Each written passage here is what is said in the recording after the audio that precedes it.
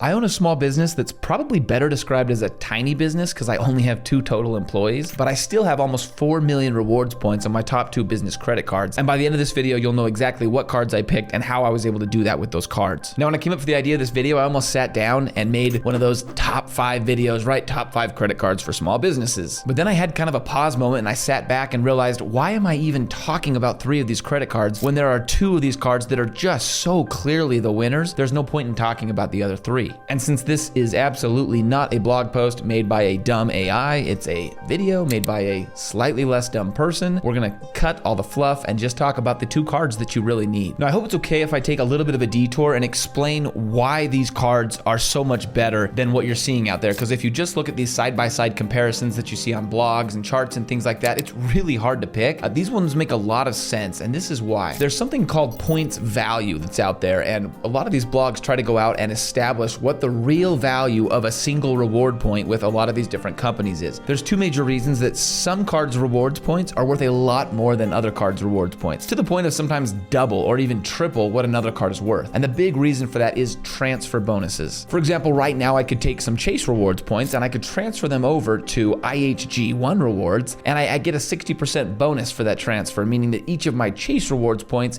is worth 1.6 points when I transfer them over, right? There's a big bonus that comes. Now, if you don't know what IHG is, they own a lot of popular hotels like Regal, like Holiday Inn, things that you've probably heard of and stayed in, and you can get basically almost double the rewards points if you just move them directly over to IHG from Chase. Another example is right now I could take those same Chase rewards points and I could send them to British Airways. Now, British Airways actually is partnered up with Alaskan Air, and I can use those points to book an Alaskan Air flight to Hawaii for about half the points that I could use directly if I booked inside of Chase's portal. Now, this effectively makes each of those rewards points worth twice as much as they would be worth. So as we're diving in here, it's important to understand that we're looking at these credit cards from that perspective and understanding that background. Now, the second thing I want to say is some of these credit cards have incredible deals, but only for the first 100, 200, 300,000 points or dollars spent. So if some of these have some really killer bonuses, but it only works for a certain amount spent, you can always create another LLC, or if you have another LLC, run it through that. And once again, you can restart or refresh on those awesome deals that only count for the first certain amount spent. So let's dive in here and look at number 1. That's the Chase Inc. Business Preferred. Hopefully I'm covering that up well in this video. Now, Chase is a great example of their points being worth a lot more than they're worth just directly in your Chase account. You can see right here, their wallet estimates that you can get up to 2.2 points per point if you use them correctly. That means if you have $10,000 worth of travel rewards that you've earned, you can actually stretch it and make it work into $22,000 in travel rewards. Now, in terms of credit cards, I think this card is one of the most affordable ones. If you don't like paying monthly or yearly fees for the card, it's going to be $95 a year. You get 100,000 bonus points after you spend $8,000 in your first 3 months, which is a hefty bonus. But where I think this card really has shined for me and where we've been able to rake in a lot of points, as you can see, it does 3x points on shipping purchases, advertising purchases, internet, cable, and travel. The big ones probably here will be travel and advertising. If you spend money on paid ads, this is an incredible card. We spent hundreds of thousands of dollars on paid ads. And so what's happening here is we're taking this $100,000 worth of paid ads, we're 3xing it, so we're turning that $100,000 into 300,000 reward points. But then we're able to take those rewards points, we're using them wisely, and we're turning that into almost $7,000 in travel rewards. 2 other big things I like about Chase is you can actually book directly through Chase, so you can use them as your travel agency, and they'll still do 1.25x, meaning that you'll still get more than a 1-to-1 ratio on each of your points, which no one else offers. And if you're just someone that likes the cashback option, then you can take these rewards points and you can do a 1-to-1 ratio payoff, meaning you can pay off your credit card purchases with these points. Now, most cashback cards usually do somewhere between 1% and 2%, but if most of your money is being spent on ads, you can see you can 3x your points, and then you can use that to pay off your credit card balance, and essentially you're getting